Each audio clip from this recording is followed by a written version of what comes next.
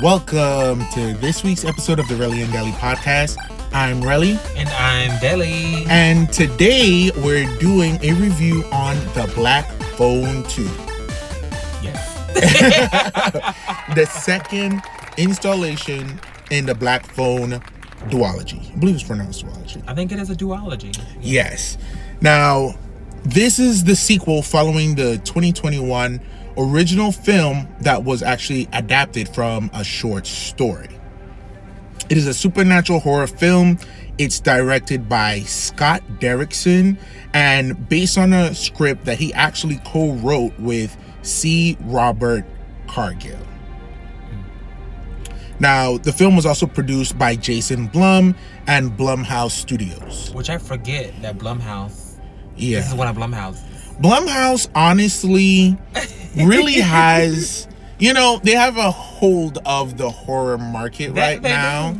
And they have a series of there's different tiers, I want to say, of Blumhouse films. I agree. I don't think there's any one tier that's bad, but we definitely have definitely higher products that are being released in certain regards. Yeah. And then I still think that even some of the lower budget films that are being released, they're putting a lot of great effort and telling more interesting and unique stories than other studios are doing.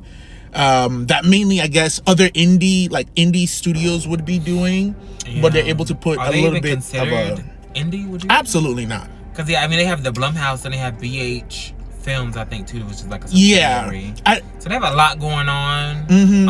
I feel like I'm gonna say, because I feel like I agree with a lot of people where Blumhouse is it has hits, it has misses.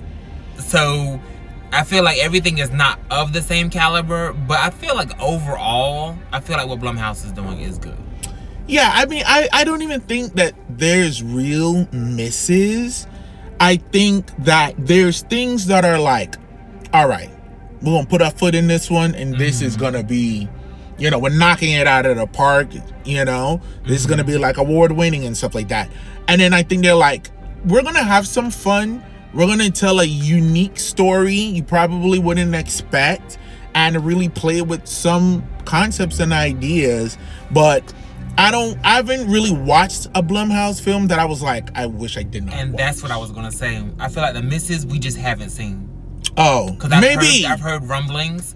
Now I'm not one to give into rumblings. Okay. But I have heard them, and I take them into consideration. But I always want to form my own opinion by watching whatever movie it is. But I feel like the ones that are the worst, we haven't seen.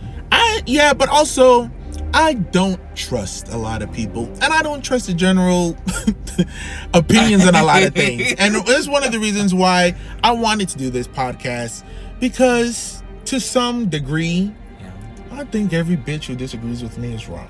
Ooh. To a degree. Yikes. Everyone hates things so much.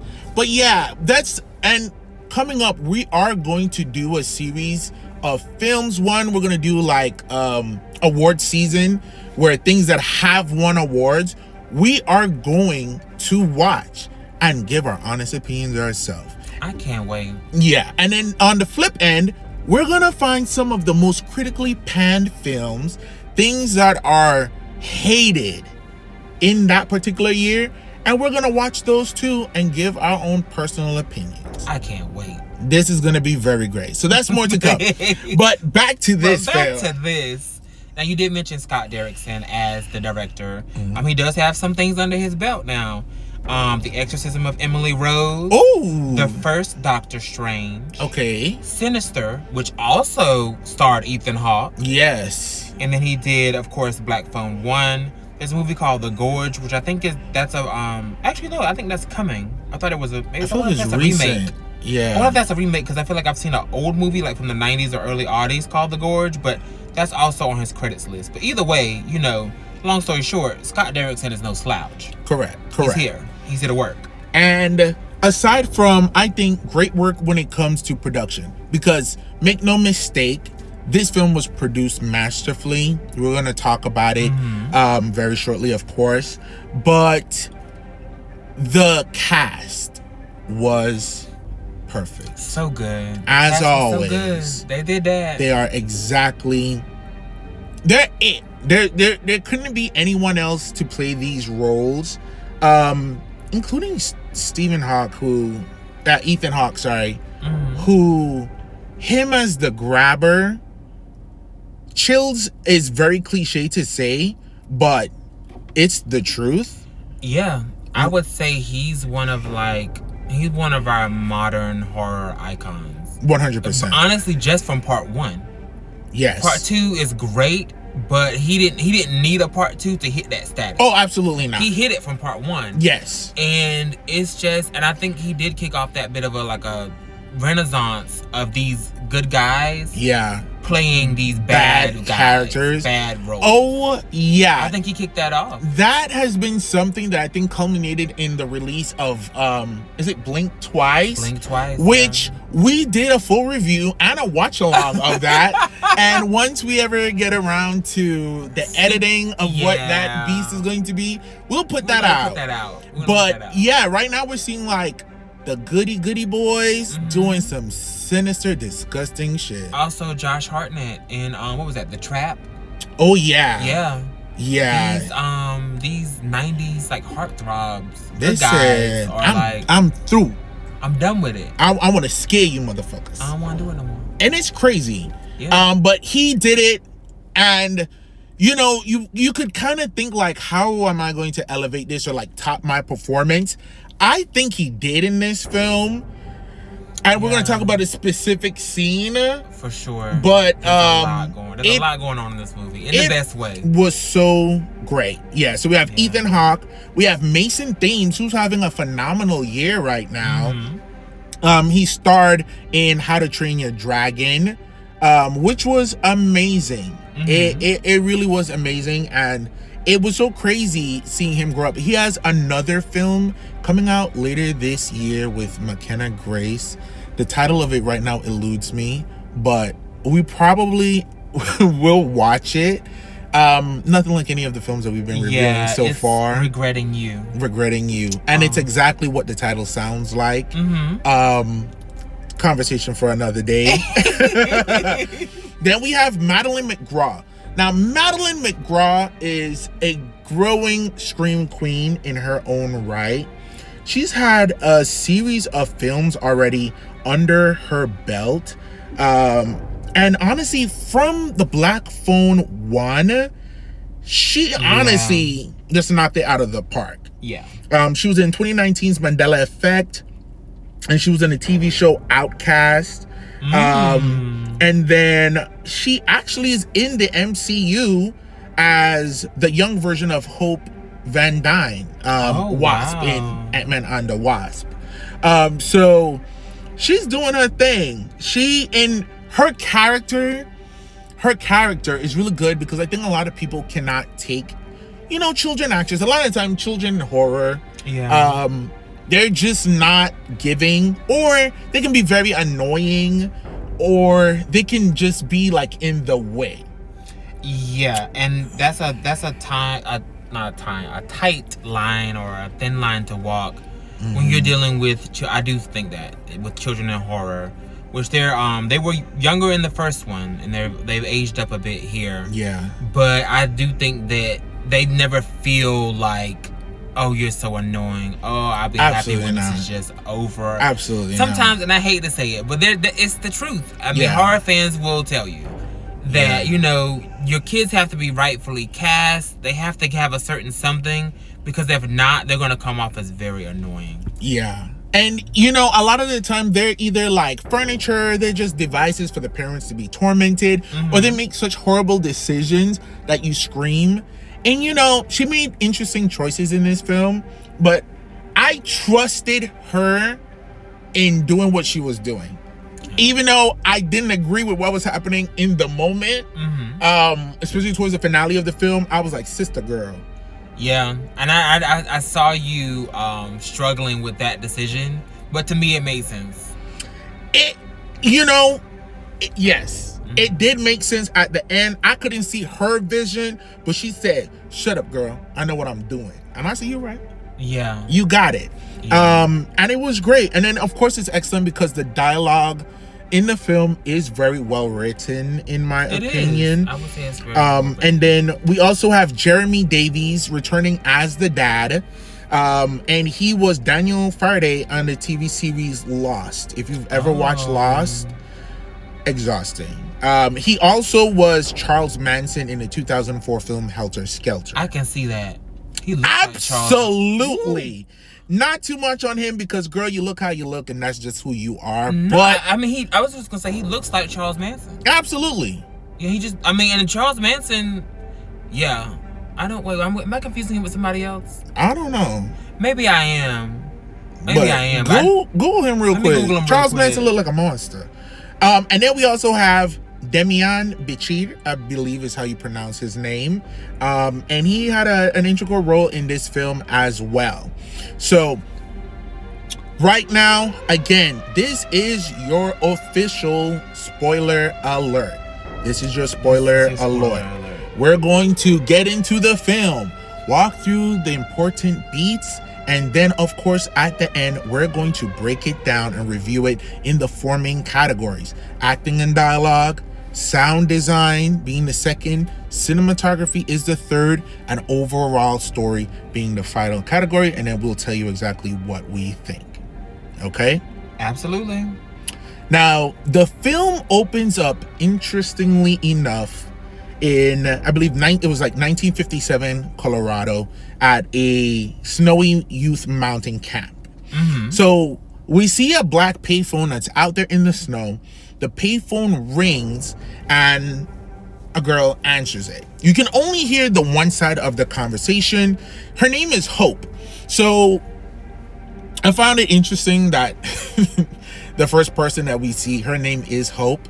Right. And honestly, a lot of the film is some pretty hopeless situations. You have to assume that it's going to have a happy ending, but it's 2025 and horror doesn't have to end pretty. It doesn't have to end pretty, and it hasn't been ending pretty in some cases. Some cases, you know? So she uses the black payphone on the lake. We basically hear her having this one-sided...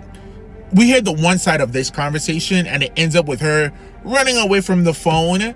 And then we jump forward. I think now it's 1982. Right. We've jumped forward 25 years. 25 years. So now we see it's at the school. I think kind of how the original black phone opened up. There was like a tussle going on in the schoolyard as well. I think it was. I think that's the exact same way that the black phone one opened. Yeah. And Finland this time, it's was not what getting you think. belt to ass. But now this time, Finney was putting them knuckles, okay? He's doing the belting. Oh, yeah. He was whooping that boy's behind, okay? So you see that he's no longer being bullied. He's older. He's in his protector role. And, of course, his sister Gwen approaches, and they have this discourse about, like, you know, he sounded like they were in fucking prison. Yeah. He was like, this bitch came up, he was a new kid. He tried to step to me.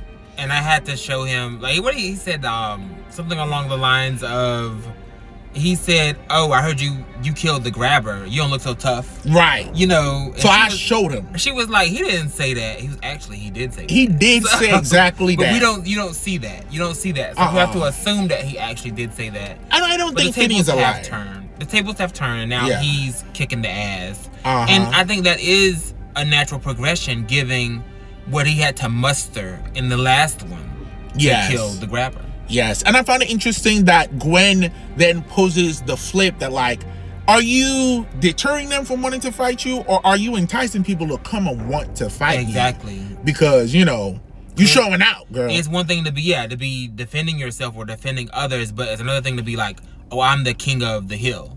Yeah. I'm the top of the tower. And I'm the one to beat.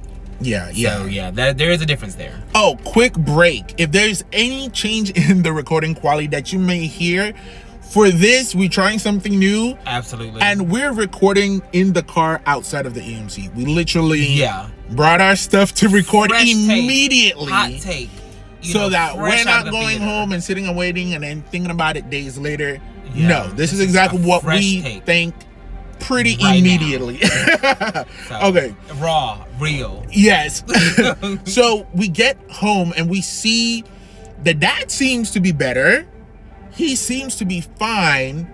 And there's like a flip and an inversion in the personalities. Yeah. The dad is more positive, but he's also kind of tiptoeing around Finney. Yeah, he does give timid. He gives timid. Mm-hmm. And, you know, from everything that went on, I'm like, damn, are you beating the dad ass too? You know. But again, it wouldn't surprise me. But I think he got shocked awake. Yeah. And it's a lot of things that happened. The mom passed away. Then you slip into a drunken stupor where your son gets kidnapped. You basically beat on your psychic daughter who's trying to save his life, who could have helped find him a lot sooner if you'd listen. And all of this ends and they find your kids and you are pissy-tailed drunk. Yeah. So at this point, he's hypercorrected. We do find out later that he's 3 years sober. Yeah, almost 3 years sober. And not drinking. And then in turn, Finney's kind of running wild.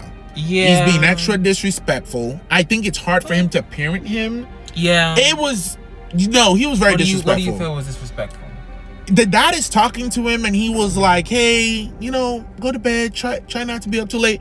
Finney said everything but shut your bitch ass up. Ooh. I'm going to go to bed when I want. He said it with his eyes. He didn't say it with his voice. But I'm letting you know right then and there that I thought Finney was going to jump on his daddy or may have in the past. I didn't think so. Oh, watch it again. Okay. Finney very much was given rude. And then he goes outside, he starts smoking that wacky tobacco, and he's smoking joints. Okay. He said, it's 1982 and I'm on that reefer. I was kidnapped, killed the killer, saved myself, and now I'm traumatized. And it's very sad to see him out there kind of like literally reliving the conversations he had with the grabber. Yeah. The very first thing on the mask. He's still seeing, like, he has PTSD. He's seeing like visions of him and conversations, and he's reliving what happened. Yeah. Which, from what I understand, what I gather here, was only 4 years ago. Yes. Yeah, 3 or 4. Yeah. We see the flashback. So the overall story it's between what happened in the past in the 1950s, and there were some kids at this camp who go missing. Right. So one of the things I love to talk that really is amazing about this film is the cinematography. Oh yeah. The shots of how they depict the flashbacks in the past. It's genius. It's beautiful. I could have watched a whole movie like that. Yeah. Because what's happening is that Gwen is sleeping and she's having her dreams, and her dreams are just depicted in a completely different way. It's very grainy, it's very old school. Found footage on some kind of like camera that you have to crank, of some kind of film stock, something. That's what it's giving. I could have watched the whole movie in that format and would have been great. But I know why they use the device. Yes, to differentiate between what's happening now and then.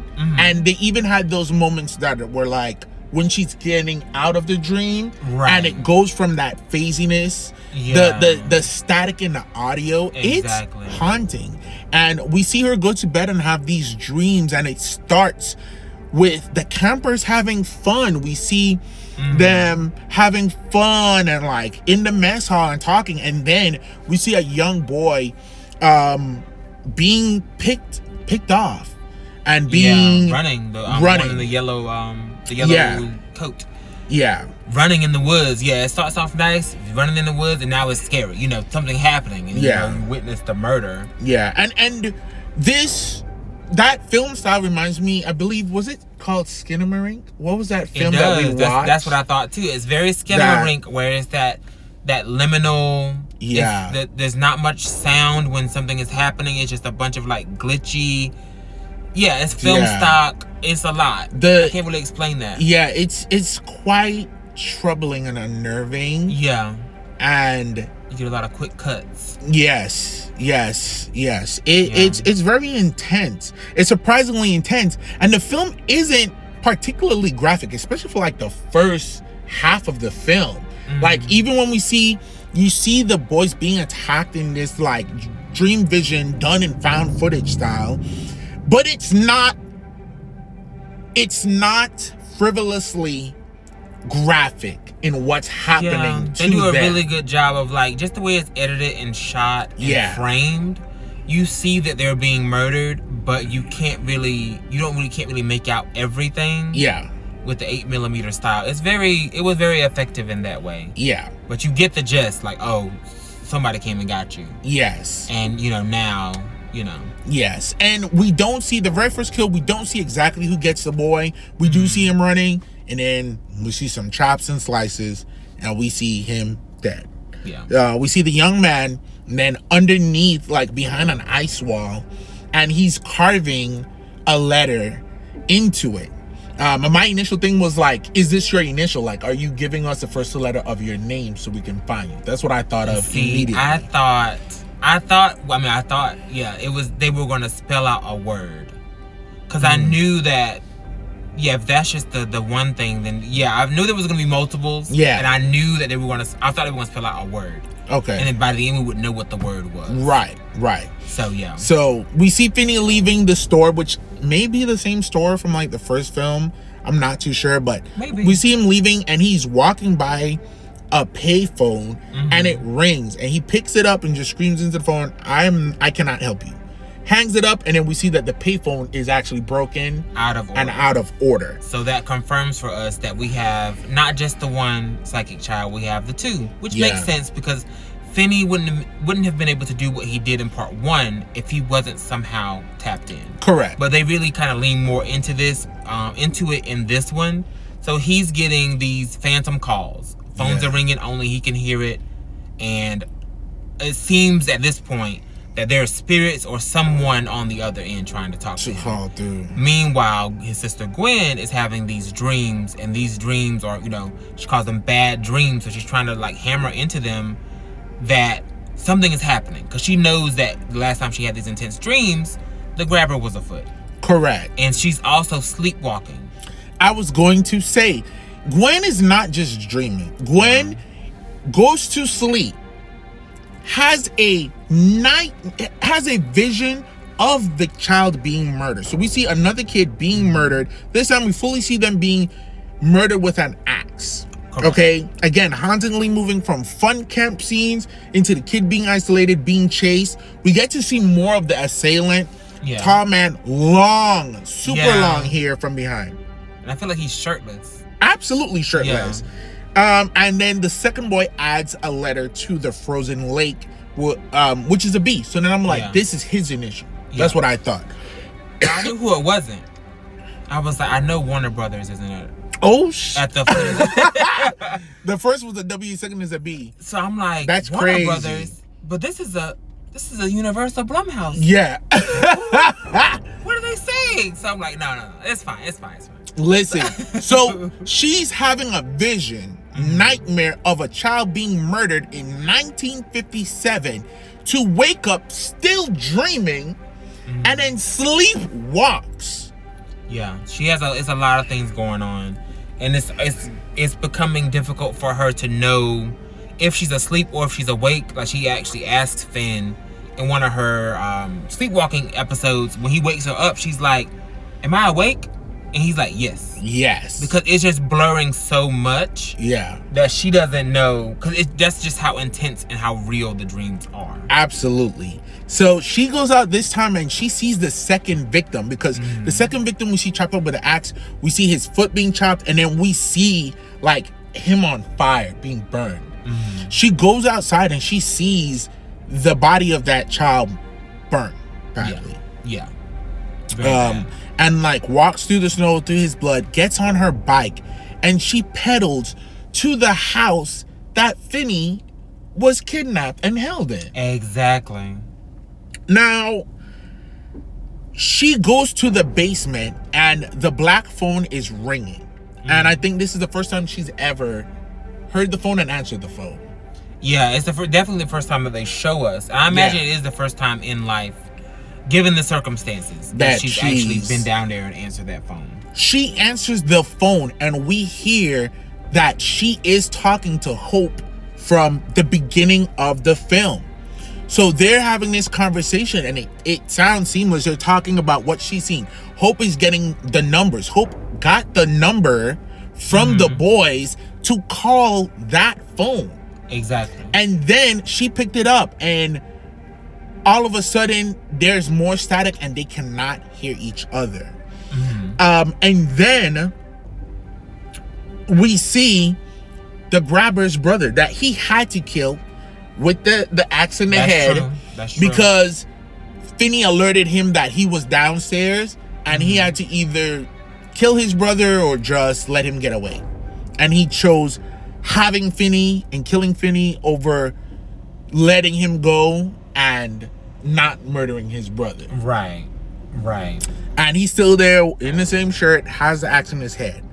And he's basically like, sister girl, you gotta get out of here. Yeah, you're not supposed to be here. You're not supposed to be here. You're not supposed to be here. And then, we hear the footsteps coming down, and it seems like the grabber is on his way. Because that's what he used to do. That was his MO. He was coming down those stairs. That's such a haunting scene. Yeah. But she slowly phases out of the dream and wakes up. And is grabbed by Finney, and Finney is like, girl, I followed you. Yeah, I saw you sleepwalking, and I followed you, which was kind of genius on his part. Yeah. A little dangerous, but he was, keeping track of her. So that's good that he followed her just to see where she was going to go, what she's trying to do. Yeah. Because in his own way, he is trying to, I feel like he's trying to figure out what's going on with her, but he doesn't really want to give it too much energy. Yes. He's like, I want to protect you, but I don't want to really get too deep into this whole dream thing. For sure. And he's a step above the dad, but he is in his own form of denial. Yes. But it's really just because he's like, I know your shit is connected to my shit, and I can't deal with my shit. So I can't deal with yours. Exactly. And you gotta stop. Yeah. You gotta stop because I can't deal with it.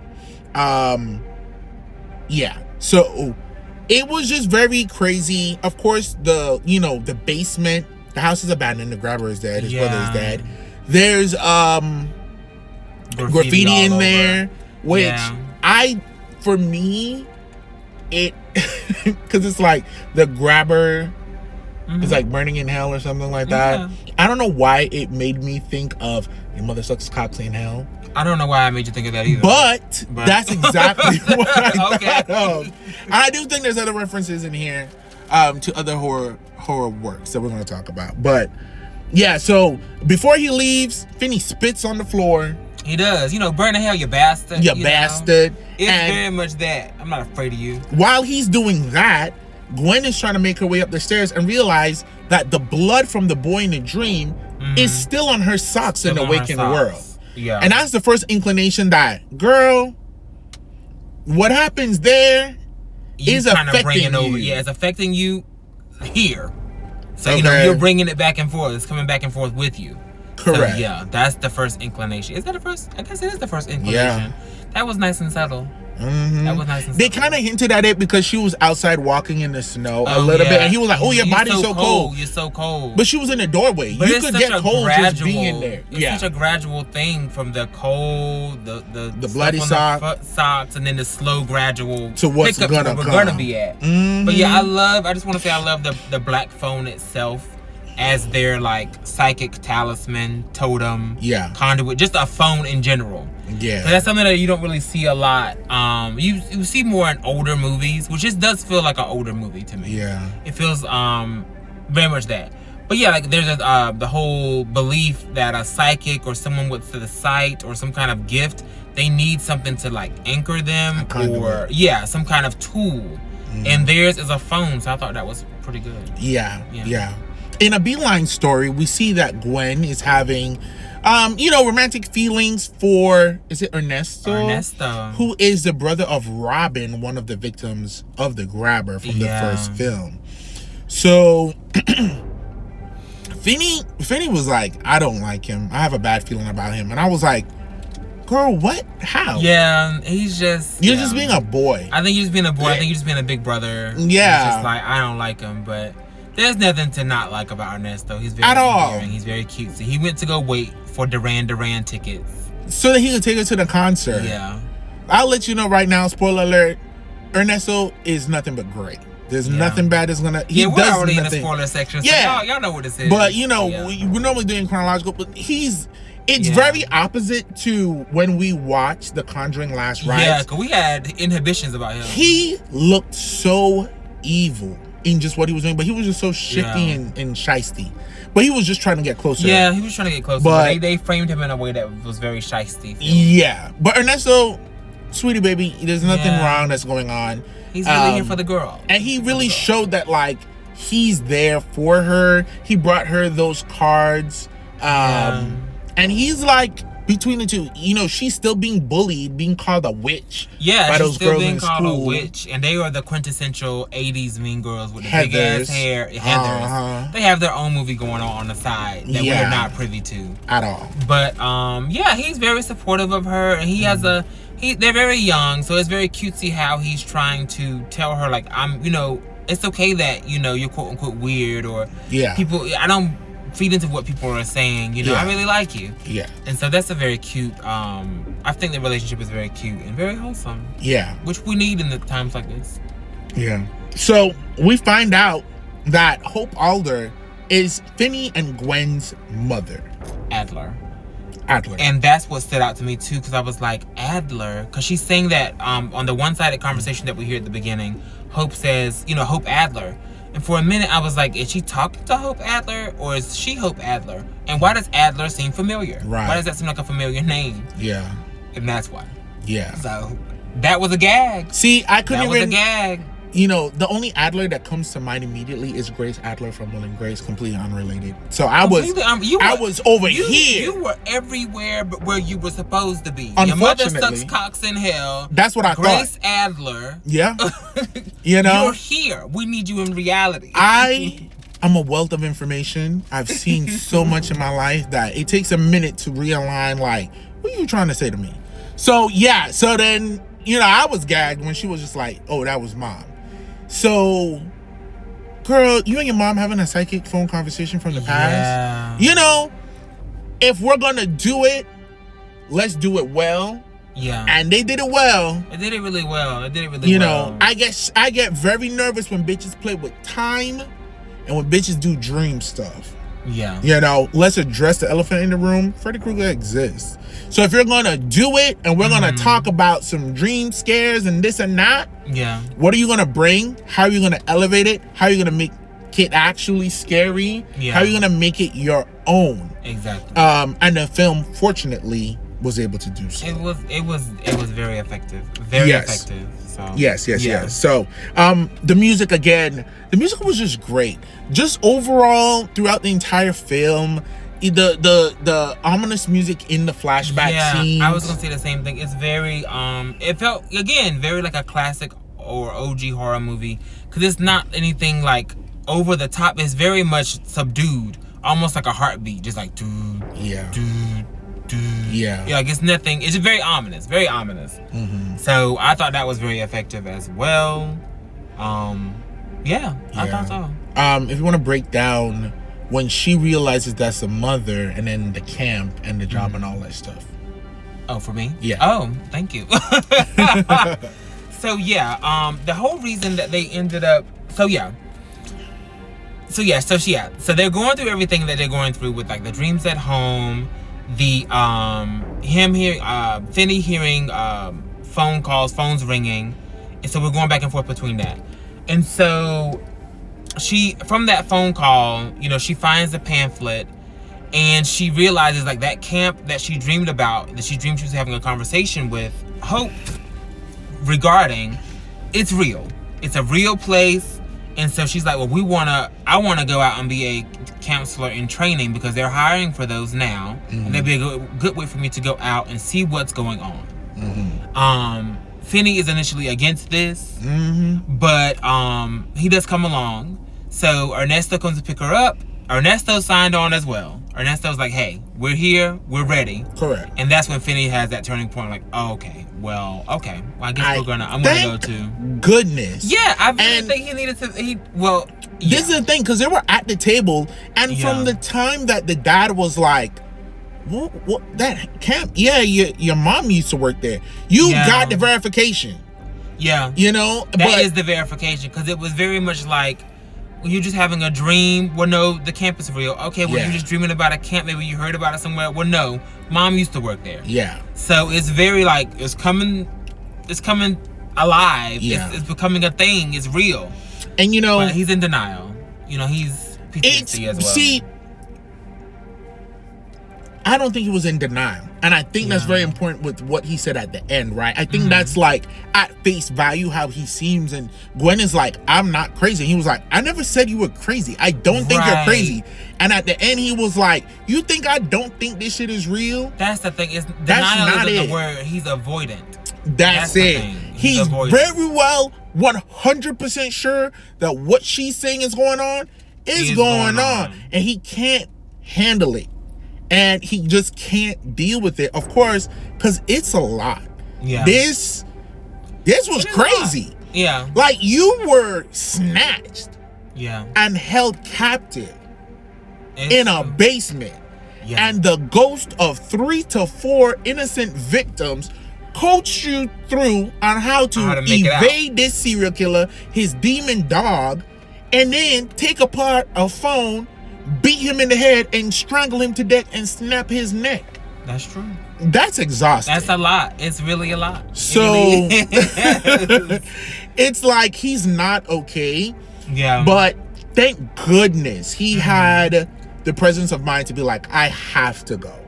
Yeah. Yeah. The music that was playing in the car, I was like, it was so good. It was sound design is phenomenal. It was a cover of Pink Floyd's The Wall, which I've never heard this cover, but if you know the song, you know the song. So yeah. So yeah, it was a bit of a haunting version, but yeah, they're all in the car. Ernesto, Finney, Gwen. We're going up to the camp because we're going to be counselors in training while also doing a side thing of trying to figure out what's going on here. And the weather is bad. It is a blizzard. Horrible. We have the much unneeded omen of a car that's flipped and turned over. Like, girl, we know nothing good is going to happen up in this damn lake. Exactly. But one last warning, I suppose. Yeah, just to let you know, like, we're going to the deep end. So, they go up there and this is really, really bad. And it's so bad to the point where Ernesto, who's driving, and he's like, I can't see. Yeah. I can't see. And so Finney has a great idea. I thought this was genius. I don't know how people are really doing this, but I thought that was pretty smart. He just gets out. He's like, okay, well, I'm going to run in front of the car and you can just follow me. And I'll make sure we don't go off a cliff. Because Gwen is like, we could go off a cliff and wouldn't even know. Yeah. And I think that spoke to Finney at his core is a protector. He's a loving brother, and I think he's a good person. Yeah. And despite, him being more aggressive, more violent, smoking weed. At the end of the day, he's not full blown on the dark side, for lack of a better word. He's not fully gone villain. He's not fully gone at all miscreant. I didn't even think he was that at all. I didn't think he was even that like what's the word? I didn't think he really was going back and forth with his dad either, but you picked up on some stuff. No. He had some energy, and it was addressed. It was addressed later on. It is addressed later on, which I hadn't even made the connection of what was addressed, what's going to be addressed, but it was. I feel like because you probably have never had a tense situation that could have been perceived as you being rude to your mom, so you don't have to be hypervigilant of like, that was kind of disrespectful for a kid to say or do to their parent. Maybe. Yeah, I was like, Vincenzo? Yeah. Ooh, Norman would have whooped your ass, girl. Get up off that couch. Yeah. He was like, it is a flip. It's a 180 from part 1. So far as the relationship. Yeah. Yeah, for sure. So we're almost at the camp, and then we see like someone come out on a horse. Yes. And they kind of finish guiding them through. Yeah. And we find out later that is Mustang, the daughter of the owner of the camp. Yeah. And we also find out very quickly that the niece? Yeah. The niece, sorry. The niece. I thought it was a daughter, but it's the niece. That makes sense though, actually. Yeah. So yeah, we found out very quickly that nobody else has made it to the camp at all. They were the only applicants that they didn't reach in time via phone. Yeah, it is the 80s. Yeah, so ain't no text. There's ain't no text, blurbs. There's no blurbs. There's no emails. Yeah. There's no group chats. We have one phone to call everybody and hope you pick up your one phone if you got one. And so they were not able to call them in time. And so, yeah, they were the only ones to show up. So we have the owner who's there. His name is, what's his name? Mando. Yeah. Got Mando that's there. His niece. Mustang. Then we have who are they to this story? They just worked in the office. Yeah. Because none of the counselors are there either. Yeah. So yeah, and those two people are Barb and her husband Ken. Something like that. Yeah, I think it's her husband Ken. I'm looking at the cast list and I'm assuming that's who he would have to be. Yeah. So yeah, her husband Ken, and this, mind you, this is a Christian camp as well. Yeah. So that there's that as well. And so that's the only people that are there. The fact that their names are Barbie and Ken are iconic. That's actually kind of, I'm just seeing that now. Yeah. I'm just clicking that. It's ridiculous. Yeah. It's just clicking now. Barbara and Kenneth. And Barbara said, I'm Barbara. Yeah. So. Numerous times. Unfortunately, they have to separate them. We don't really see Mustang with her in the room. I'm assuming she was. No, she was not. And I'm going to tell you, I made a note about this because this right here, I was like, now hold on. Yeah. Mustang told her that she can't sleep in there with her because she's not a counselor. Oh, yeah. And I was like, that's some bullshit. Yeah. Because no one else is here. Right. But we get a line later that kind of explains that. Oh, yeah. For sure. But so I'm like, she's sleeping in a bunk by herself, Gwen. There's no other girls here. And because Mustang is not a counselor, she cannot sleep in the room with Gwen. Yeah. So she's left in her own bunk by herself while Eduardo and Finney are in a bunk by themselves. Now the bunks Ernesto. I would say Eduardo is Ernesto. Sorry, y'all.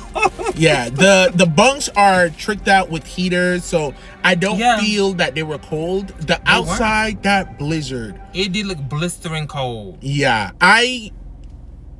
it was so uncomfortable how it looked. Like the scenes where they were out there because she's sleepwalking and she's out there in the cold.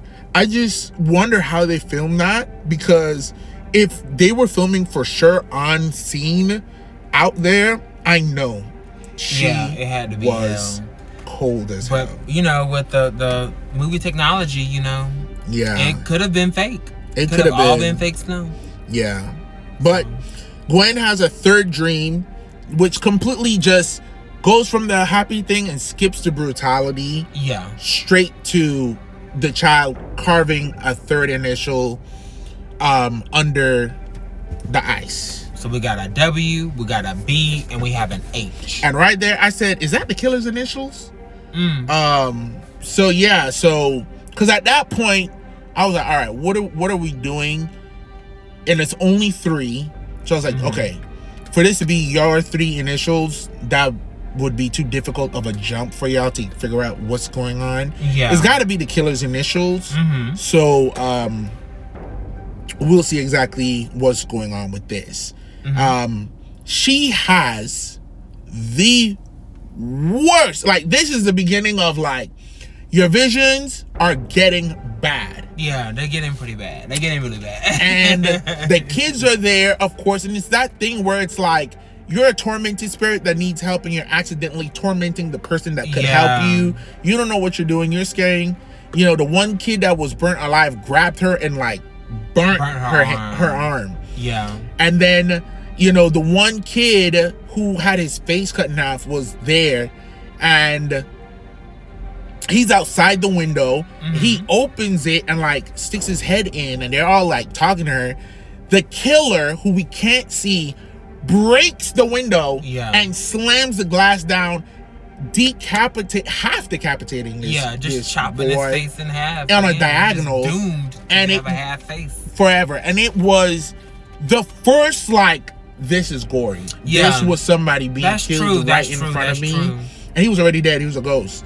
But it was the first time of, like, this is graphic violence. And I feel like everything that they do is so intentional. They're not just wasting kills. They're just not wasting the imagery of like, okay, if we're going to show you violence and violence against children, spoiler alert, trigger warning, they're going to do it in a limited fashion. Right. And then, that's probably one of the most aggressive scenes. Yeah. You know? That was pretty aggressive. One of the most aggressive. It is the ghost. They're trying to... We don't know what they want, but it's very terrifying. And this is like when she's really starting to... Gwen is really starting to feel like she's losing a grip on sanity. Yeah. Because that dream... And she really hammers home just how intense and scary this shit is. Yeah. Because it's one thing to be having bad dreams or having visions, but the way the actor here, she is killing it. Because it really just brings home like, this is like, it's hell. Yeah. It's hell. Like, this is something else that you can't even really imagine what a toll this takes. Yeah. And, you know, we revisit the idea and the fact that their mother killed herself. Yeah. You know. And she had the same thing. Yeah. The same type of thing going on. Visions and dreams and... She's becoming afraid that she's going to end up unstable or even, you know, taking her own life like her mother did. And, you know, Finney's there trying to console her. But, it's like, imagine going to sleep, having the worst nightmare of your life and having a vision of these kids being murdered, and then you wake up and you're still dreaming, and then you sleepwalk to be tormented by the spirits of those kids at this time. It's double layered. It's very intense. It was wild. But so she ends up going over to the boys' tent, and she ends up sleeping in the same bed with Ernesto, not to be confused with Eduardo. and Finney's also there. They're having a very cute moment, but Finney's like, well, you know, I hear everything, so relax. But it just another scene that just shows that Ernesto is there for her, and he's really trying to help as much as he can. And then the next morning, we do find out why. There's a line that's said by the owner where he's like, you know, you can't go over there with the boys again. I could lose my camp license. So I guess that is held very strictly, and which is why Mustang couldn't sleep in the same bunk with her. Yeah, but it's a blizzard. That's what I thought. All that would be out of the. We should all be in the same place to make sure nobody is hurt or trapped or dead or. But I guess under regular circumstances, we wouldn't really need to worry too much about that. But we have to maintain some kind of order and decorum around here. Yeah, I guess. Now I do have some information that could, like, if we walk really quickly back to Finney saying like his feelings towards Ernesto. Come to find out, Miguel Mora, who's playing Ernesto, played Robin in the first film. We never see his younger brother. Oh, really? So he played his brother, and he's playing him now. Wow. So imagine, I guess, for Finney, he's looking at him and probably seeing Robin. He's probably seeing one of the victims of the grabber. Wow. Whether that's intentional or not, like, but adds a little. Yeah, at the very least, is that makes perfect sense. Of like, you know, I feel uneasy. That's just because it's his brother. It's the only link you really. That's like a walking link that you have. Yeah. To your time in the basement. Yeah. So very crazy. Yeah, he did a great job. He was a great character. Ernesto. Yeah. And his support, you know, and. So we see the same black phone that's out there, the pay phone, and it begins ringing. And Finney tries his best not to answer it. Right. But when he does, it's the grabber. And I couldn't imagine. Yeah. I couldn't imagine. I mean, you know that things can happen. Yeah. But like, it's crazy, right? And like, if we really think about how he perverted the black phone that was a tool for victims to connect with Finney, to get peace and find help. And now he's using it to terrorize him and torment him. Yeah, I mean that's a step. That's a level. You know what I didn't mean? think about that. And it's like, is the phone ringing? Is it a victim or is it my victimizer? Yeah, that's true. That's trying to. Oh, I didn't even think about that. Attack me. But yeah, that's your attacker, like utilizing your. So yeah, while he's on the phone, Gwen is falling back asleep. She's going back to sleep. Yeah. This all that happens in the same night? I think it's another night. We kind of go through like the morning and days a little bit. Yeah. But Gwen has another dream. Yeah. Yeah. So she falls asleep. That's one of my favorite shots. Yeah, actually, it's the next night. Because if we go through that day and nothing really happens that day. I think maybe Gwen has a confrontation with Barb. So they talk to Armando. They let Armando know that, like, you know, we're here because, you know, we're Hope's kids. And he's like, I don't know who Hope is. You know her camp name? Yeah, they got It was camp easier names. to remember. But I thought that was really sweet that they got, like, all the counselors got camp names. Yeah. So that it would be easier for them to know each other and as well as the kids to know them. Yeah. I've seen that before. That's nice.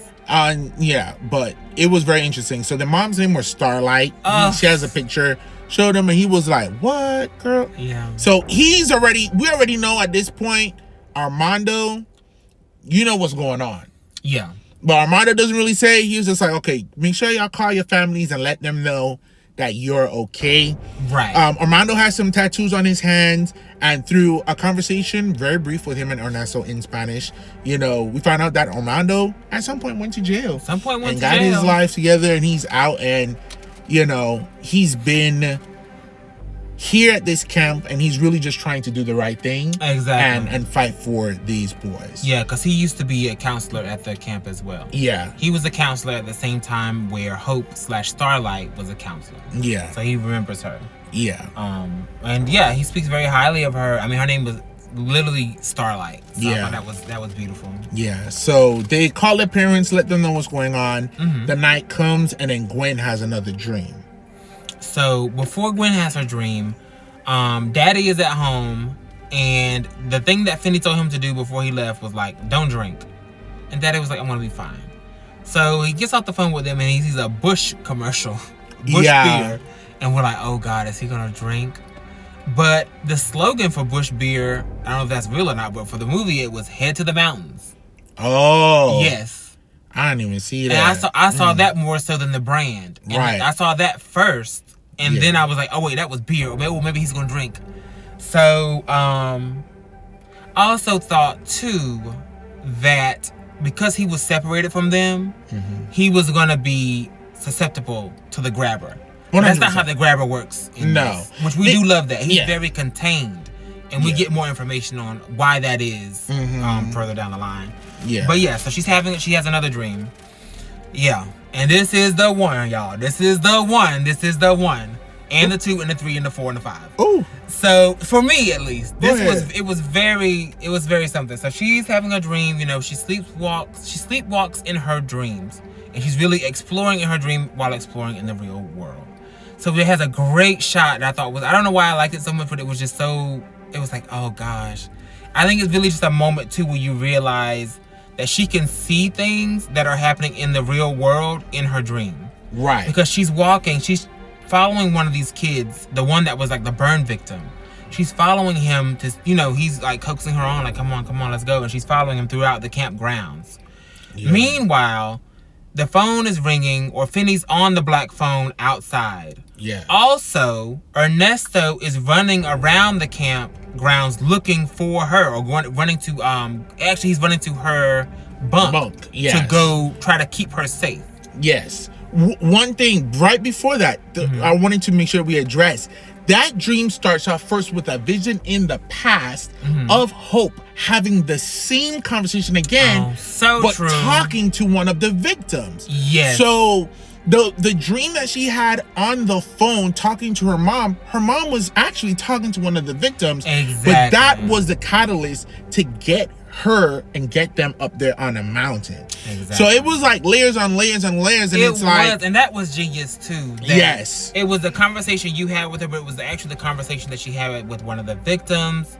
And so because the thing of it is, when you I guess we are to assume that she called while he had someone down there, like alive. Is that what we're thinking? Who? Or are we thinking that phone call that Hope was on with one of the victims? Are we she thinking was talking to the camp?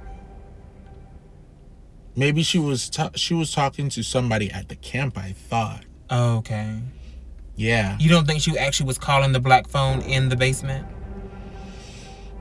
Because my thing was, you had the conversation, because it's kind of that thing too where ghosts are kind of on a loop. Yeah. So I'm like, is she talking to a child that's actually in the basement with the black phone? Yes. Because maybe she was talking, did they say their name? No, they said they don't know their name. And that's why I was like, yeah, when they become victims, they don't really remember who they are. Yeah. I think that she may have been talking to the boy who was the first victim. Maybe. Because but I think either way, I think she was out of her actual time frame. Either for sure. Way, for that sure. Much is sure. She was talking to somebody that had to have been in that house because she called the number for that house. Right. So yes, you're very correct. I do agree. Yeah. So yeah, we have that big gag, which is a huge gag. That she was talking to a previous victim in the house. Yeah. So either way, she's in and out of time. So all that's going on.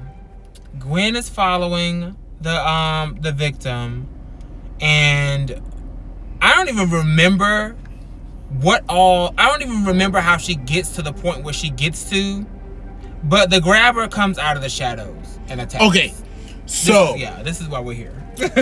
We have that triple focus of what's going on. Yeah. She actually left through the back door because one of the kids, after she has a vision that shows her mom was talking to somebody in the house, she follows somebody out the back door. As she's going out the back door of the cabin, we see Finney going to the black phone and Finney telling Ernesto, you got one job, and it's to protect her. Yeah. So we see Ernesto going, they're very triangulated. He's going to the phone and she's there and she has the opportunity to go back, go to Ernesto and to her body, or to follow the kid. And this was a kid who was, dismembered and burned. Yeah. And she follows him up the stairs into the kitchen. And then when she gets in there, things start happening, and the oven's door open, and they're on 50 million. Yeah, and I think that was your realization when you were like, oh my God, he put him in the oven. Yes, because I was he like, burned him. He definitely burned him, but girl, in the camp oven, you are a sick bastard. Like, it was insane. So in one of the biggest, and one of my fears is like, okay, the trailers for me showed a lot at the time. Trailers for me did show a lot at the time. You're right, at the time. And there's one scene in particular where I was like, whoever that is dead. But let's go. In the booth. So out comes the grabber. The grabber is also talking to Finney at the phone booth. Yeah, This is a display of power. I've been working around here. I know what I can do up in this place, bitch. And he was just like, oh, you wanna scare me? And he was like, you should know better than anybody that scaring you is just the warm-up, girl. And even though we saw his brother in the basement, I really didn't connect that, like, you made me kill my brother. Right. And I'm going to take the person that you love the most. I really love my brother. Not more enough to not chop that bitch in the head or go to jail. But I loved him as much as a serial killer, pedophile, could love somebody. Yeah, I think he's just a killer. I don't know. Okay. I think I don't know. I don't think he got a chance with Finney, but I do think that he was something devious. That a lot of it, that's part of the horror too, is like, what did he do to all his victims? Yeah. And I think bastards like him, they start to evolve into other methods of torture and murder. Yeah. And so now he's in the kitchen, and as I wrote in my notes, he slung and sluiced my sister Gwendolyn all across that damn kitchen. He starts off by strangling her or trying to choke her like with the handle of an axe. First, he whipped that bitch's ankle with a belt and flipped her on the floor. That's how she fell. Then he chopped at her forehead. That's true. That's true too. She had to hold him off. And she pushed him off a little bit, and then he started strangling her with the handle of this axe. Oh. Now Ernesto's out there screaming. You got Ken and Barbie dumbasses. So like, what are you guys doing? It's 3 o'clock in the morning. He's like, she's gone and we need to find her. Right? Yeah. I would have said she's sleepwalking, but nevertheless, they didn't rebel, resist. They didn't. They came and helped. They did. So they get to the kitchen, and the grabber is throwing Gwen around. Yeah. You think of the worst time you ever seen somebody knock everything off a desk with a bitch's body. Yeah, she knocked everything. Yeah, everything off the table. She was floating in midair. She was hitting the wall. She was being twirled around. It was crazy. You know, I would be remiss. Correct. To not bring. We all know. Yeah. So yes. And that's exactly what Wes Craven said. So this is very reminiscent of Freddy Krueger. Yeah. The grabber is giving Freddy Krueger, but in the best way. Elevated. Like, he's not the funny Freddy that you end up with by the end of the series. He's the OG. It's very menacing. It's very scary. It's very dark. It's that part. Yeah. And I think it was definitely, I feel like it was an homage to, because that's what Wes Craven said. Whenever, the first kill in Nightmare on Elm Street, spoiler alert, about 40 years later, 50 years later, the first kill in that movie is character Tina, and she is thrown around the room. She's being cut by invisible blades and dragged all around the ceiling and everything. And Wes Craven says that you have to show, the killer needs to show a display of power, so you can know what you're dealing with. Yeah. And this is the first time you see a kill from Freddy. And so this was very much that. This is the first time you actually see the grabber in the movie, like the full, like attacking someone. And so he had to show a display of power with the phone and then just how much he could do in this kitchen. And so he's about to throw her ass in the damn oven. Let me tell you, everybody's on the side. And I understand they were so shocked. Yeah, it was fight, flight, or freeze. And they were all frozen and terrified. Because, like, she's flying around. Me, personally, I feel like I would have... stepped in. I would have stepped in when I saw her on the floor choking. Yes. At the very beginning. And when she went mid-air, I definitely would have stepped in then. Yeah. Because something crazy is happening here. And I've got to do my best to try to stop this. Yeah, so I was kind of side-eyed. But when he got ready to sluice that bitch up in the oven, Ernesto's brain turned on. Ernesto was like, now hold on. Now hold on, girl. Yeah. You want to knock somebody around? All right. Yeah. You can't roast the girl alive now. We're not going to allow that. So that activated him, and he was like, all right. All right. I'm going to step in. He tried to pull. Mustang came. Barbara and Kenneth. Yeah. They got knocked around. Yeah. Now, I won't jump the gun. So yeah, so he's really pulling her into the oven. Yeah. Finney finally comes up from the black phone. Yeah. And then, he helps in this struggle, and he basically, the grabber throws Gwen down. Yeah. He relents, and then, he did a little weird little sloop back into the shadows. Ooh, so good. One of the best shots of the film. It was giving, again, Michael Myers really, that film Halloween really, to me, set the landscape and revolutionized the use of light and shadow. Absolutely. Watching the behind the scenes of how they made him the shape form out of the shadows and just kill people and come back. It's things that we've seen be done expertly in, the Conjuring series with the Nun, and we saw it here in the Black Phone. And it was Black Phone 2. It was so good. Yeah. It was very troubling. It was very troubling. Yeah, it was very troubling. And that was, and he had to really set the stakes. Yeah. And the stakes are high. So, we see now everybody meets up at the camp's chapel. It is a Christian camp. It is a Christian camp, don't forget. Before.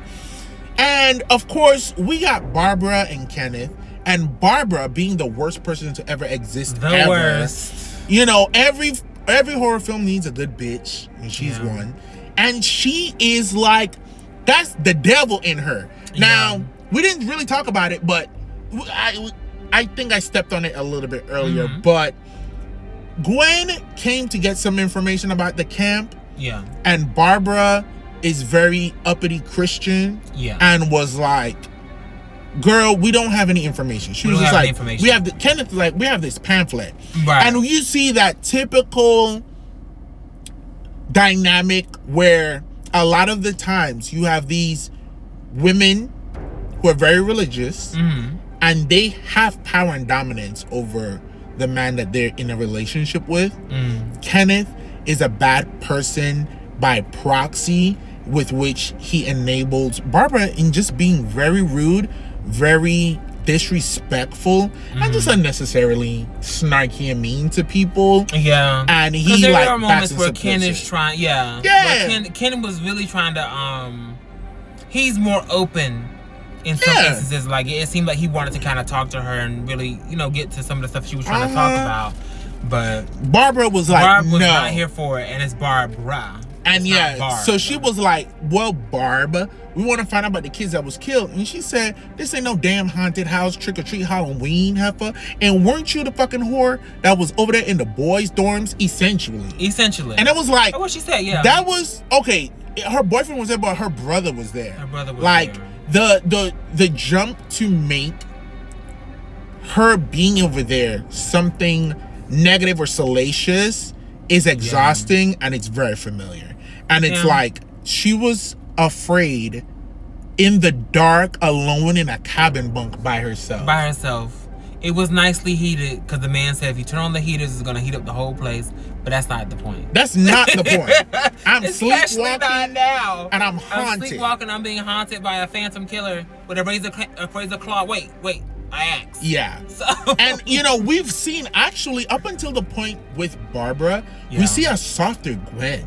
We see Gwen who is really just trying to figure things out, figure out her love life, and get to the bottom of this mystery. And as this evolves, we see good old-fashioned Gwendolyn. Now, if you don't remember in the first Black Phone, Gwen had them words. She was going to call you every bit of a cunt, a twat. I actually have forgot that. Oh, no, hell no. I was ready. And she came in real soft. And I said, I guess you done grew up a little bit. No, I said Finland is over there smoking weed, so we can't have two badasses running the show at once. Oh, no, she said, wait now. But Gwen had enough. So now we jump after the attack. We're in the chapel. And Barbara, of course, is just like, get this devil wench out of here. Yeah. Okay? And more of the facts came out. And Mondo was just like, what is going on? And he's like, I've been praying for help. You know, after the boys disappeared, the camp was shut down. I bought it, you know, for a song. And I've been coming out here every day that I can with the weather to look for these boys. Exactly. And she then recalls, like, I know what they were wearing. Yeah. I know how they looked. Yeah. I know how they were chopped up. Exactly. I know who was burned. I know stuff that nobody else would know. Except for the police and you. Exactly. So all that comes out. Because you have to have that moment where, you know, everybody's on the same page. Right. So in this chapel, a lot goes down. We learn about all these details. Everybody gets on the same page for the most part. It's no real, like, denial of what's happening. We're all here for the same reason. Yeah. And then we have a big revelation with two big revelations. Oh, see, I'm just so excited about this movie that I can't even really. So, okay, the characters have their first revelation where they find out that Finn is Finney who killed the grabber. That's correct. That's something that they didn't even know. Just because we know that, it doesn't mean that everybody knows that everywhere. Again, it is the 80s. Right. So they know that the grabber was a thing. They know that the grabber was killed by one of his to-be victims, Finney. Yeah. And that Finney is this Finney. Correct. And now we have the connection of that. They say, oh, shit. Oh, damn. That was you? So he pulls a picture off the wall. Armando was like, this was me, I was the cook, and that's your mama right there. So, of course, I knew what was coming next. They were looking at the pictures. I did not know what was coming next. It was two people who was the killer. Either Armando was on some crazy shit, or it was the grabber. Yeah. And spoiler alert, It was the motherfucking It was grabber. the grabber. The grabber was also there. What was he like? He was a maintenance guy? man. He was the maintenance guy that was there while their mom, Finney's mom, was a counselor, and Mondo was also a cook. And so we all were there. He would walk around, and he had a little leather tool belt. He kept a hatchet on it. You bitches ain't thought that was crazy? I mean, he's maintenance guy. Girl, child. So you might need him to like chop something down, or he's maintenance guy, but he wears his tool belt real low to the point where they call him Wild Bill Hiccup. Correct. WBH. Yeah. That's right, folks. The initials that were written on the icy wall by those boys. Except it's not an ice wall. What it is the underside of the frozen lake. Exactly. So they're like, well, have they checked They checked the lake. Why would they check the lake? The lake was frozen. Oh, except that the grabber, Wild Bill Hiccup, actually was a maintenance man, and he knew where the secret ice fishing location was, and he had access to the ice hole driller. Yeah. So maybe he just threw them boys under the lake.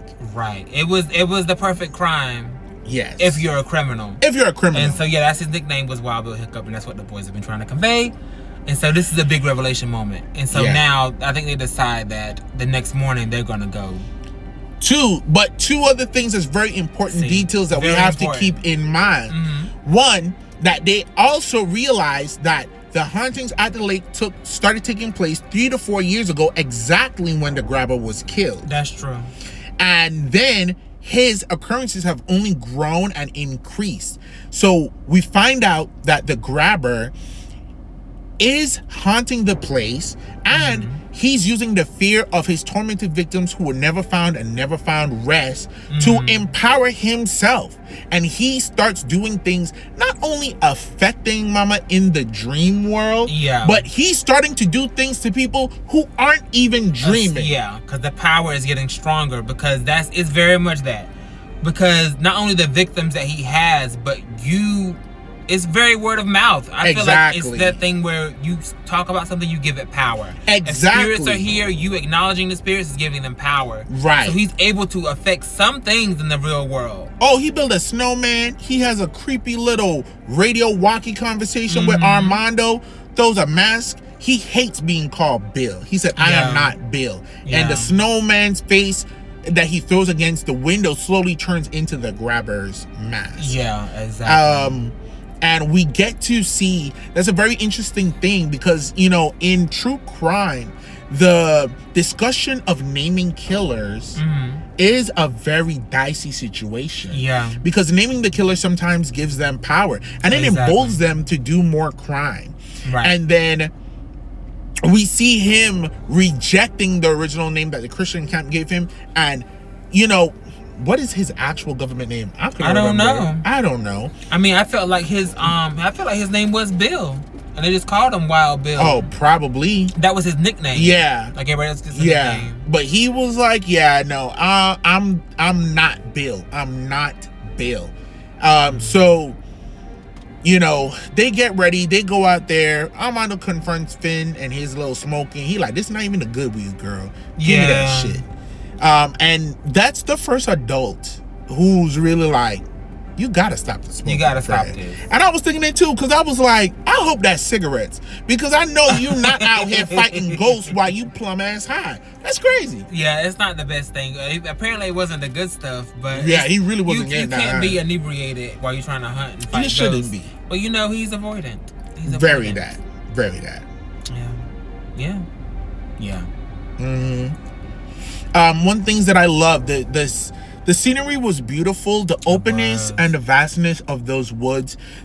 In the day, it was so white and bright. And if you've ever been in snow, it reflects the light so crazy that it can be blinding. Yeah. And the juxtaposition between those bright daytime scenes to the stark, deep darkness of the nighttime. It was hell. Yeah. And it definitely had that dread. The dread of we need to do everything we need to do during the day, because at night is hell. And you definitely feel for that. And you feel for Gwen because it's like every time she goes to sleep, it's just something hellish.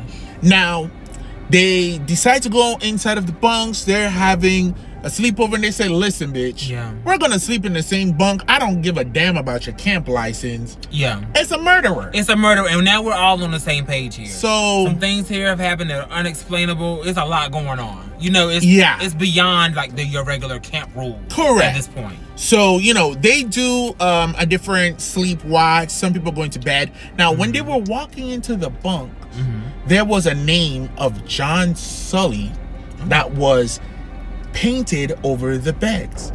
Now, that could be that medieval knight that was John Sully. Or it could actually be a Stephen King's reference. There was a character, John Sully, that was evident in about 3 of Stephen King's stories. Wow. So it's probably a callback to that because his son did write the short story that this is based on. Facts. Okay, so there we go. Yeah. Gerard's I didn't even on the catch case, that. You're on the case. I'm on the motherfucking case. So maybe somebody's mother was sucking cocks in hell. Validation. Let's continue. I don't need you to give it to me because I just proved my detective worth. So now, at least your third one was your best one. Because your first 2 were the damn. Third time's a charm. Third time's a charm. So now, Gwen is in bed. She goes to sleep. Yeah, now this begins shifts now. This is why I got chills. This is a good one. This is why I felt devastated. To me, this is the big one. This is the big one. And it made me sick to my stomach. Yeah. It was devastation. So it is. There's a lot of uncertainty. She goes and has a vision, and it's her mom in bed, and she's watching her mom have this vision, and it's the first boy to get taken by the grabber. He was out there throwing a newspaper with his golden retriever. Right. And then all they found was a golden retriever and a bike. And the boy was taken. Yeah. And mama's woken up out of her sleep with that boy's name. And she sees the place, she sees the van. And she gets up in her car, sneaks out of the house, and she goes. And all the while, Gwen is following her. So it's a vision within a vision. It's a vision within a vision. Yeah. And Gwen tries to get up and walk out the bed and sleepwalk. And Ernesto's like, baby, get in the bed and lay down. Because Ernesto and Finney are taking shifts. Watching Gwen. Yeah. While Mustang is there too. Mustang is there too. Like it's a group effort. It's a group effort. So Gwen said, my body may stay, but my spirit is gone. My spirit is gone. And that was a great shot too. Yeah. Because it cut seamlessly from the bunk to the mom's bedroom in the house, and she's getting dressed and she's going, you know. So mama goes and she finds a house. And I'm like, what type of deceptive shit is this? Right. She goes, she finds the black van. She goes and she searches. She crouches down on that window, the basement window that Finney himself tried to sneak out of and couldn't. Yeah. And she sees the kidnapped boy on the bed. She gets up and immediately, I mean, the best thing you could do in this situation. Now, I have thoughts, but she gets up and she runs. Yeah. Now, if you have psychic visions, maybe you call the police and you just send them. Maybe you take somebody with you. Yeah, but before you go, but nevertheless, she goes to her car. We don't really know to what extent she's done so much at this point. As far as I don't think she has, and I think that she had been tampering down her abilities and her gifts, and I think it got to the point where she was like, "This can't happen. I cannot let this happen with this boy. If I could do something here, I'm gonna do it." Yeah. I think the camp was the first instance of her abilities kicking in, and it was just confusing to her, and she probably didn't know. But now, this was her first real stand to do something. The grabber came out and got her. Released them black balloons. You so ignorant. You just got balloons blown up Yeah, that's part of it, because his whole thing is like he wants to scare the shit out of you, which he's very effective with. And the young grabber, he released those balloons and throw her ass in the back of the van. And it was the young grabber, so you could see like he didn't have the mask. He just had the white paint that he did before. Put her inside of the van. The van is just idling there. Now, the modern day grabber comes out the back of the van and looks at Gwen, who's spirit walking, and is like, come on girl. In. Hey there, Rover. Come on over, sister. And she climbed in the back. And now I was like, baby girl. I knew that took you. It was too much for me. And he got in, and let me tell you. At this point, my thought was, it's a dream. We find out more information later, but I'm like, it's a dream. A lot of things happen in dreams that don't necessarily make sense. Where you may be like in life, we're like, I'm not getting in the back of this van. Yeah. But in a dream, you're like, I'll do it. I'm in the van. So they have a conversation. Let me tell you something. Ethan, I hope they paid you. I hope you continue to get paid.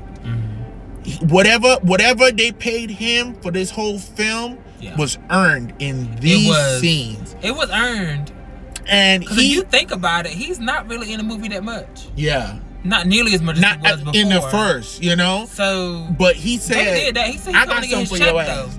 And it was very reminiscent of Long Legs. That conversation that the detective had with her mother, that was like, girl, you grew up because you were allowed to. And he had this conversation letting her know, like, I'm giving you a service right now. I'm giving you this. This is a courtesy. This courtesy. And she was like, a courtesy? You're like, yeah, baby, I'm letting you know the truth before I do what I gotta do. Exactly. And they pull over in the van. When the van doors open, it's her mother being hung in the garage. Yeah. The grabber killed their mother, had her ID so could easily find a house. Easily. Go in, hung her, and made it look like a suicide. He may have even known where she lived anyway because of the neighborhood. Because of the neighborhood. And they know from the camp. And she probably always suspected him. And then this was her confirmation. This was her confirmation. Because it's happening right now, girl. So to see that this man who kidnapped and almost murdered your brother also took your mother and killed her. And had you thinking the way he was perched in the back of that van, I couldn't even fully hear everything because it was just too much in that moment. Madeline, who plays Gwen, earned her paycheck. That she did. It was devastation. It was ridiculous. And then the dad came out, and it was just like, you know, what did I do? What did I do? What did you do? And he felt guilt because he basically just wouldn't listen to her. Yeah. Whenever the she assumption talked. is that she had been telling him about the dreams all along. Yeah. And just things that she was seeing, and he wasn't giving her the time of day for that. Yeah. And then he doubled down with Gwen in the future. And it's like those things where like, that should have been the eye-opening experience to be like, I gotta listen. Yeah. But he just choked it down even more. Exactly. And he used alcohol to finish the job. So he didn't have to think about it or remember. And it was so bad. Then, of course, the grabber said, I'm coming for you. The grabber is coming. Chased her. A chase ensues throughout the house and the basement. All throughout. She gets hurt, which, of course, she starts bleeding in real time. Yeah. And then Ernesto is like, wake up. Exactly. So, her arm gets nicked. Not even nicked. Gets hacked a bit by an axe. Yeah. And so, she's bleeding in real life. Bleeding in the bed. And, it was pretty chaotic. And it's very dream logic because she runs out one door and ends up in the basement of the grabber. Yeah. And then she makes it out. Break out. There, one of the kids one of help the her kids' out. spirits, they help her get out of there, and she ends up running. They're at the camp again. Yeah, back at the camp. And she sees Armando. So she ends up in the phone booth. Yeah. And she sees Armando out there. Armando finds one of the boys' body. Yeah. And the grabber said, I have a right to defend myself. Right. You trying to take my power? Nasty. And he breaks the ice and plummets Armando into the water. Damn near freezing him. Yeah, this is him affecting reality because he is getting strong. That fear is feeding him. Yeah. She's trying to punch her way out of the phone booth where she ends up punching everybody in Yeah. the real world. They Yeah. throw water on her. That doesn't fully wake her up. Mm-mm. But they finally get her awake, and the fuzziness of, because it's in the dream, so it's filmed like that found footage fuzzy style, and the way that like Finn's face comes back into like the 4K focus as she comes out of the sleepwalking, it's kind of genius. It was amazing. It's very much, you know, when you wake up, you know, the world comes into focus. Yeah. And so I thought that was pretty amazing. I know I said earlier that I could watch a whole movie in 8mm, which I could for sure. But I love their use of that device here. It's so effective. Yeah. And you think that it would, I know she's dreaming, so it's not so scary. I know she's dreaming, but it makes it even scarier because she is dreaming. Yeah. And this is she gets attacked in the dream, and everything's dangerous. It's also scary. It was a lot. It was very heavy. It was overwhelming. But honestly, it was amazing, you know. From that point, you know, we see her talk to Finn and her just like lack of belief that she's able to fight. Yeah. The grabber. At this point, we find out that Daddy shows up. Yeah. Daddy didn't go drink. Daddy actually took that message, you know, head to the mountains, and he went for his kids. Yeah. And so now the whole family's here. Yeah. And there's a whole back and forth about like, we're about to leave. You're in danger, Gwen, we're leaving. Yeah. And so there's neither one of them really believes in her as far as strength and being able to handle this. Yeah. And then that's where they come out with the where she makes the connection that you're just like Dad. Oh yeah. Which I was like, I didn't even think about that. But yeah, you're self-medicating just like your father. I immediately thought about that. He was quite the asshole in part 1 when he was self-medicating. So you're going on a dark path, Finney. Yeah. And right before she had, I wrote in my notes, because this was right before the dad showed up, because in that dream, where she was able to fight back against the grabber just a little bit because she was stuck in that phone booth. She had her Dream Warriors moment. Come on, Dream Warriors! I know stuff. Yeah, she had her. I was thinking the same thing when she blew up that phone booth. Crazy. I was like, come on, Dream Warrior. Come on, Dream Master. Right. Okay. So it was very good. And they started to, you know, it's time now. So they let another day pass, and like, we got to get those bodies out of the water because that's what's weakening him. And that's what's strengthening him. That will weaken him. Yeah. Taking his bodies out would weaken him. Yeah. So we have to do it to weaken him. Yeah. So they get out there. They're looking for the bodies. All they couldn't find him, and they just aren't able to find. So, you know, Gwen said, "Don't worry. Yeah. I'm gonna go in there and I'm gonna do this." She just like passed out which makes sense because she's going to sleep at night, but she's not really resting. Right. So after a long day of like combing this frozen lake and not finding anything, she's exhausted. So she falls asleep. Yeah. She lets herself go, and a battle ensues. Now let me tell you something. They did key it up, and they were just like, yeah, he used to be out there in the ice. He was a good skier, a good skater. Woo! When he hit the scene with them hell skates. Let me tell you, the depiction, he talked about that hell isn't fire, it's ice. Yeah. He talked about how it freezes and like nothing burns like the cold. He had some lines. His monologues were great. He had fucking ice on the bottom of his fucking raw ass demon feet. Yeah. It was very crazy. It was good. And he was skating with that axe. That visual was crazy because he was skating, and you know, you see a skater like that and you think hockey.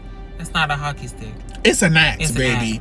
And he got Kenneth up under the armpit and dragged his ass. That's true. He worked Ken and Barbie something fierce. I thought they were gonna die. I thought they were gonna die too. I was fine with it. Somebody gotta go. I had the realization, we'll talk. Yeah. Oh, I guess we are talking. Hello. It's the podcast. Say what you gotta say. But yeah, I had the realization when we were leaving the theater that, you know, nobody died. Right. And that's why I akin it to The Conjuring. It was very nobody terrifying. Actually died. Nobody died in real time that wasn't already dead. Die. Absolutely. And honestly, if he knew like I knew, he would have killed him. Right. Because he needs more. Right. To that would have. But I mean, the fear was already on 10. The fear was on 10. He ran through with that. He was working everybody. he went and jumped and then strangled Finney with his belt. Yeah. He like, don't this shit that was acrobatics. That was crazy. He said full twisting layout. I'm a demon, so I can do whatever I want. Limitation. And that was very nasty. That feel familiar. Feel familiar? Yeah. I remember that feeling. You know, the world slipping through. They were trying to get him, but you know, Mama goes underneath the water, finds the bodies, tries to push them. Daddy finally has a redemptive arc and jumps in to help pull the bodies and by up. Mama we mean Gwen. Listen now. So yeah, and that's the thing. The reason we can't find the bodies is that he put them in barrels and then put them in the lake. Yes, and that's been weighing them down. Yeah. And so it's definitely he's going to hell. It's a fight. He already in hell because he said that hell burnt all the good parts. Yeah. And left only the bad parts. And he said, I was already a sea of sin. Ain't nothing good in me left. Right. What you think I am now? Crazy. It's a fight between the dream world, the real world. Yeah. But because he started doing things and got so powerful and making himself tangible in the real world, they could fight back. Exactly. And everybody started to say, oh yeah, I'm gonna start to work on you. So he tries to come. Gwendolyn, of course, when she jumps in the water, her body just starts like practically damn near drowning and it's covered in ice and water. And that was a great effect because the dream Gwen has jumped into the water to try to what was that, a spool of something? She was trying, it's the wire that they used to wind up and pull the barrels out for the body. Exactly. So yeah, the wire had fell in. Yeah. So she jumped in after the wire, but now I guess she sees the barrel. Yeah, she went in to go get the barrels. So this barrels. is all dream Gwen. Yeah. Meanwhile, in reality, you know, he's wreaking havoc, but it is to his detriment because Finney's able to be like, oh, I see how you operate. I see your body. And Ernesto said, you know, this is my wife. One day, maybe. Yeah. I'm here to protect my girl. I'm here to fight. And they were like, get out of here. He whipped that horse, got them out of there. Daddy jumped in to save. And it was really good. And when they got the bodies out of the water, it weakened him. It did. And then the bodies were holding on to him. It was very effective. Yeah. So yeah, they got the bodies out of the water, and in the dream world, the bodies were like snatching on him, pulling on him. So just bringing him down to his knees. Of them pulling him. So first they held on to him, and then just like how he did to the one boy, they chopped his damn foot off. They chopped Finn whispered in his ear, cause he like, hold on, let me feel it, let me get to where your head is at. And he slammed his face into the ice so many times, grabbed him by his belt, grabbed him by his collar. Now, if you gonna let me tell you something. I've only done it the one good time. Gonna hucks and heave. You ever fucking grabbed a bitch by the back of their collar and by the back of their belt and you slung that motherfucker? Allegedly. Ain't said I ever did it. Allegedly. But if you ever do it, that shit crazy. He sluiced that bitch right up in the ice. Absolutely. It was crazy. And then the boy said, oh yeah, I'm gonna drag you to hell. Yeah. Right now. Down to hell. And that scene was beautiful. The way he froze, it was very satisfying. It was a satisfying death for a bastard. Yeah. You know. Yeah, there was even a point in there where Gwen snatched that damn mask off. Real meaty, real sleepy. They were sitting around beating his ass. Give me that shit. That's the definition of sitting around beating somebody. That's the one thing I wanted. I wanted all three of the boys to be, you know, like good old what's that? Death proof. Death proof is becoming up a lot lately. And stand around in a circle and work that motherfucker. But they said we're gonna drag him down the hill. We're gonna drag him to hell and let that be it. Phenomenal, honestly. Yeah. So at the end, when they're finally leaving the camp, the black phone rings one last time, but only Gwen can hear it. And she answers the phone, and it's their mother. Yeah, I thought that was sweet, and I thought it was nice that only she could hear it. This is I think it's the first instance, like in the real world, that she actually heard it in the real world, not part of the dream. Finn is with her, and he's like, I don't hear anything, so it must be for you. Must be for you. And it was Mama. Now, one thing I was like, damn, girl. She was just like, love you, girl. You know, everything is fine. We up in heaven. The boys are good. Yeah. Tell your brother that he's, you know, I love him so much, and let him know that Robin is doing fine in heaven. She had no messages for Daddy. You know what? At the time, I was like, Robin is the dad, but no. Robin's one of the victims from Part 1. That's Ernesto's brother. She had nothing for the dad. Had nothing for the daddy. But you know what? This is not about this. It's about mother and daughter. at the end of the day. Yeah. It ended well. It was great. And she let her know really good, that, like, you're not cursed. Because she's like, am I going to be cursed my entire life? She's like, sweetie, you're not cursed. Anyways, I'm up in heaven with God. And Whitney Houston, I got to go. I holla. Yeah, talk to But me. I love that she didn't use that line. It's not a curse. It's a gift. Oh, yeah. I love that she didn't finish that. it. But she was like, this is not curse. You are not cursed, honey. Silly goose. Well, I got to go. Yeah. You up there drinking martinis. Yeah. With Ella Fitzgerald. Bye, girl. That part. And it was just nice, you know. The movie ended. It was very great. All in all, I know this is the longest episode that we've done. Yeah. And it deserves it. Allegedly. No, we still got more to say. It's pretty long. Oh, we just okay. So what we're gonna do? We're gonna talk about our scoring. So we have our 4 categories: acting and dialogue. We're gonna do it one by one. Okay.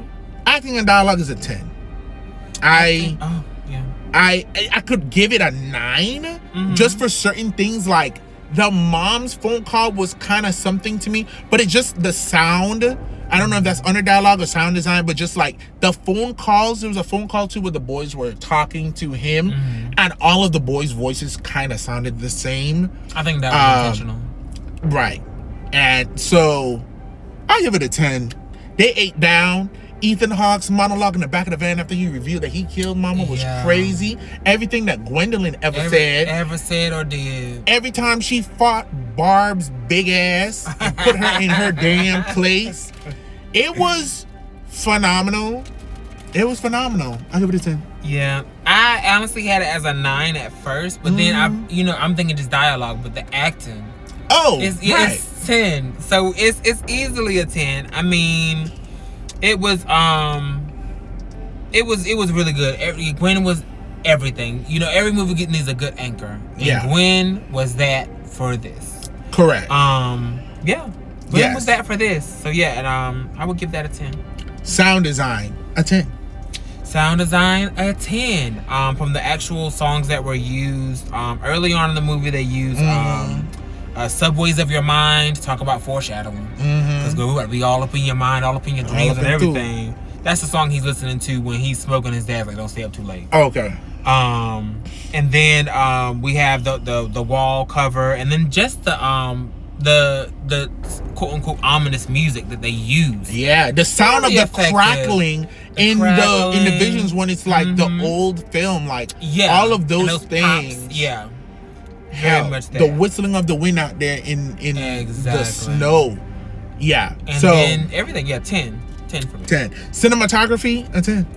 Same for me. The 10. Shots, the imagery, that final death scene, just, you know, the posturing of him in the back of that van, the transitions of the visions to sleepwalking to waking up, the way he recessed into the shadows in the kitchen scene, the way that they filmed WBH not being seen in the first kill, being seen in the second kill, and then gradually evolving until we finally see the grabber in the phone booth. Yeah. Just so much great imagery. The aerial shots of the forest and making it feel so isolated and vast. It was exceptional. Yeah, they got a 10 from me just from the sleepwalk. How did I put that? A sleepwalk vision. Yeah, that's what I call that. That whole 8mm. They had me from there. Yeah. Anything else you did was fine. Yeah. But from there, I was already giving y'all a 10 because it was so effective. It felt so like otherworldly. So it was everything. But they had a lot of good framing in the modern world, the waking world as well. A lot of good framing, a lot of good shots. The way they handled the violence or the kills of the children at the beginning, it was done in such a way where it's like, you see the violence happening, but you don't really see it happening. Yeah, it was gradual. It's very brutal. So 10. And then story, 10. Now let me tell you something. To do a sequel is a dangerous game. It is. Especially when you have something that was a sleeper hit. I don't think a lot of people expected the Black Phone to be what it was. Yeah. And it was phenomenal. So then you can leave well enough alone. What do you have to tell more about this story? And it turns out a lot. We got to delve into the history of their entire family, the magic abilities that Hope has and passed down, expand upon the black phone and the lore and Finney's relationship to it, show the evolution of the characters 4 years post surviving this serial killer, the impact it's had not just on their families, but the families of other victims, such as Ernesto, who's now in a relationship or growing a relationship with Gwen. The history of the grabber, which was something that, how are you going to do this when this guy is dead and make us care while keeping all the characters? The evolution of bringing more mysticism in and using, you know, time loops plus dream shit and making it not corny, not lame, actually interesting, and making it make sense and not faltering on any of those points. Absolutely. I mean, I couldn't say that better myself. I mean, what is there left to say at this point? And for those reasons and more. For those reasons and more. Yeah, I gave the story a 10 as well. It did exactly what a sequel is supposed to do. It expanded on the lore while maintaining things that have happened before and maintaining the tone and everything along those lines. They nailed it. It did everything it needed to do, and it wasn't trying to upstage. I think that's the thing that sequels run into, where they're trying to upstage the first one or upstage the previous entries. Right. But it doesn't need to upstage. It can just expand on what was already there. Yes. It can be a friend, not an adversary. So, Correct. Yeah. I give it a 10. And just to cycle back real quick to that cinematography too. One thing about the cinematography or the shooting or the ideas or whatever is that something about blood on snow. It's horrific. I think because it's blood. I mean, I think because snow is associated with something just kind of whimsical, pure, innocent, and it's just like clean. Nature, and then you just see the blood coming down. That's very effective, and it's not something you see a lot in movies now. I feel like, but and the dreams of it all, the dreamscapes. I can only hope and pray that if and when Nightmare on Elm Street gets another iteration, that it's something along these lines, right? Something as effective as this. As far as, because they show you how to do dreams. You can do dreams like this and it can be effective. You don't need to see you don't need to see everything. You don't even need to really be here like that. Yeah. You know, you can do a lot of scary stuff without going over the top and for damn sure not being so cheeky. Yeah. But yeah. But with all that being said, if you have 10 plus 10 plus 10 plus 10 divided by 4, it's still a 10. You know, what are you going to do? It's a 10. It's a 10 across the board. Phenomenal. Yeah. Phenomenal. I think that Black Phone 2 is one of the best films that Blumhouse has done. I would say so. I think this is one of the best horror franchises now of all time. I will not be debated. I don't give a damn. It's definitely up there. It's very effective. It's a great duology. Correct. I'm scared if they try to make more. No, I mean I had concerns. I wouldn't be opposed. But you know what? I wouldn't be opposed to doing more if they can keep it like this. I would not be opposed to doing more. I didn't have any hesitation about this, but I think you had some hesitation. For sequels plus, you know, some Freddy Krueger dream shit. Yeah, because I mean the parallels are there. And then the trailers, the trailers look good. And this is my thing. Yeah.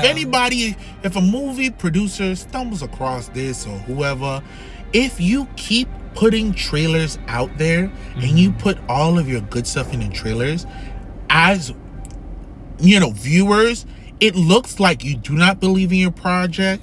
It looks like you're afraid. Yeah. It looks like you need to put all the tea in there to get us through the door. And then when I come in there and sit down and everything that I'm seeing that's interesting was in the trailers, I'm pissed. So every time these longer trailers get released, showing more and more, it's very exhausting and it gives me less hope.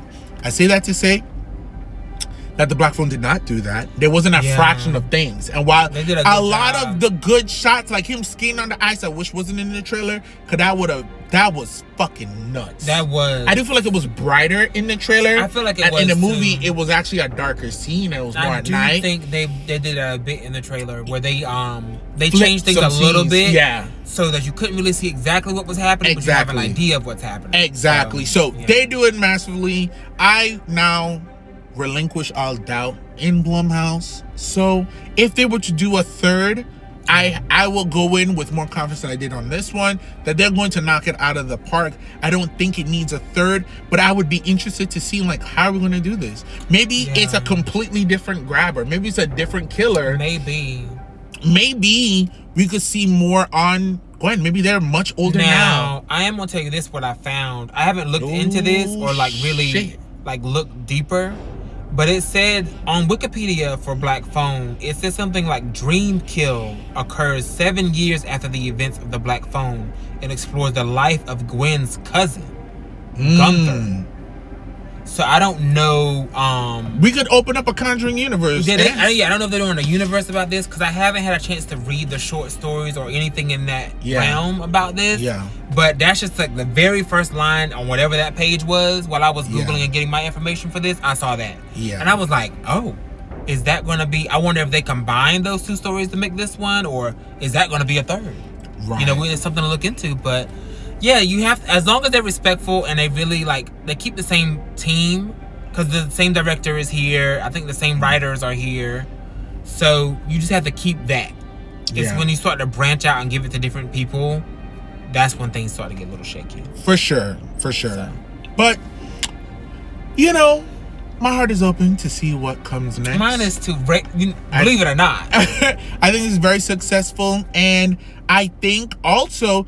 this is going to enter the realm of amazing sequels. We won't say sequels that are better than the original, because that's a title that I personally don't believe in, because I think that every amazing sequel built off of the foundation and the building blocks of the original. So even T2, Final Destination 2, even though I like a lot of those movies more, because they take the things that we love from the first one and amped it up in the right way without getting crazy, cheesy, typical, or going too far.